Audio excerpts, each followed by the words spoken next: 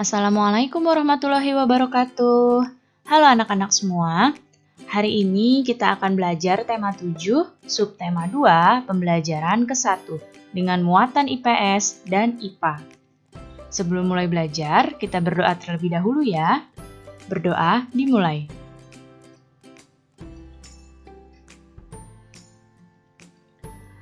Berdoa selesai.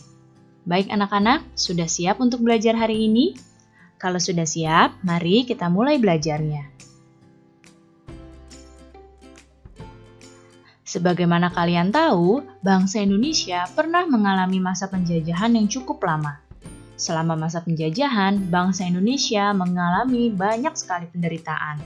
Oleh karena itu, bangsa Indonesia semangat untuk melepaskan diri dari penjajah. Namun, usaha untuk memperoleh kemerdekaan ternyata tidaklah mudah.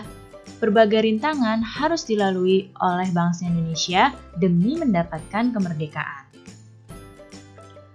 Ketika mempersiapkan kemerdekaan, terdapat beberapa peristiwa penting. Nah, berikut ini adalah peristiwa penting yang terjadi saat persiapan proklamasi. Peristiwa penting yang pertama adalah pembentukan BPUPKI.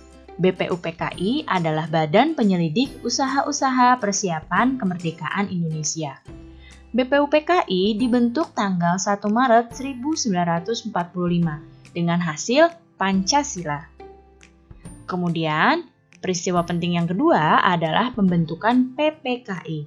PPKI adalah Panitia Persiapan Kemerdekaan Indonesia. PPKI ini dibentuk pada tanggal 7 Agustus 1945. Hasil dari PPKI adalah pengesahan Pancasila sebagai dasar negara kita.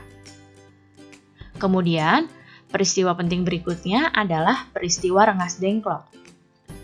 Nah, peristiwa Rengas Dengklok ini terjadi karena golongan muda mendesak untuk segera melaksanakan proklamasi. Seperti apa ya peristiwa Rengas Dengklok?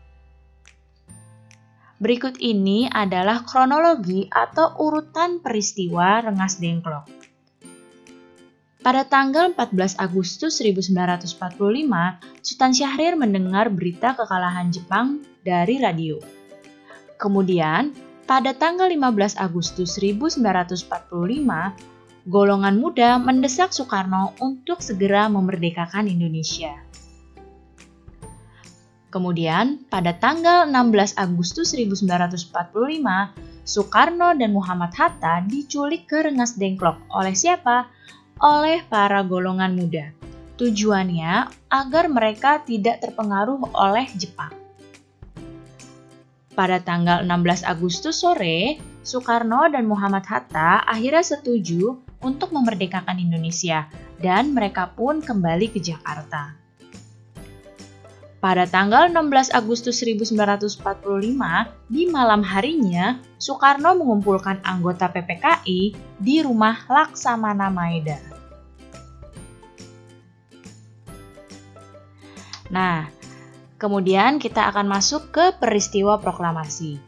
Dini hari setelah naskah proklamasi dirumuskan oleh Soekarno, Muhammad Hatta, dan Ahmad Subarjo, kemudian naskah proklamasi tersebut disetujui oleh seluruh peserta rapat. Setelah disetujui oleh seluruh peserta rapat, naskah proklamasi diketik oleh Sayuti Melik. Setelah diketik, lalu persiapan berikutnya adalah Ibu Fatmawati menjahit bendera merah putih. Dan pembacaan proklamasi pun dilaksanakan tanggal 17 Agustus 1945 pada pukul 10 pagi di Jalan Pegangsaan Timur nomor 56. Berikut ini adalah teks proklamasi. Nah, yang ini adalah teks proklamasi coretan tangan dari Bung Karno. Dan yang sebelah kanan ini adalah teks proklamasi yang sudah diketik oleh Sayuti Melik. Nah, ini adalah gambaran peristiwa ketika dibacakan naskah proklamasi. Ketika itu, naskah proklamasi dibacakan pukul 10 pagi. Nah, Kira-kira bagaimana ya suhu udara ketika pukul 10 pagi? Sekarang kita akan memasuki muatan IPA. Suhu udara yang biasa kita rasakan dipengaruhi oleh intensitas sinar matahari. Perubahan suhu dan kalor memiliki hubungan yang erat. Kalor itu didefinisikan sebagai energi panas yang dimiliki oleh benda. Secara umum, mengetahui adanya kalor yang dimiliki oleh suatu benda dapat dilakukan dengan cara mengukur suhu benda tersebut. Kalor yang dimiliki oleh suatu benda itu bisa berubah-ubah, bisa naik dan juga bisa turun. Karena kalor dapat berpindah dari suhu yang tinggi menuju suhu yang rendah. Sekarang perhatikan gambar yang ada di hadapan kalian. Di sini ada gambar, ada air panas dan air dingin yang digabungkan jadi satu. Di sini bisa kalian lihat, air panas ini bersuhu tinggi. Sedangkan air dingin ini bersuhu rendah. Ketika air panas digabungkan dengan air dingin, maka suhunya masing-masing berubah. Suhu yang air panas akan turun dan suhu yang dingin akan naik dan ketika digabungkan akan menjadi air hangat. Jadi, air panas akan melepas kalor karena dicampur dengan air dingin. Sedangkan air dingin menerima kalor dari air panas. Ketika dicampur, air tersebut akan menghasilkan suhu baru dan akan menjadi air hangat.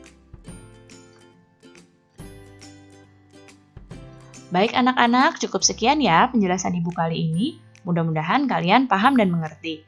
Terima kasih anak-anak semua. Sampai jumpa lagi. Wassalamualaikum warahmatullahi wabarakatuh.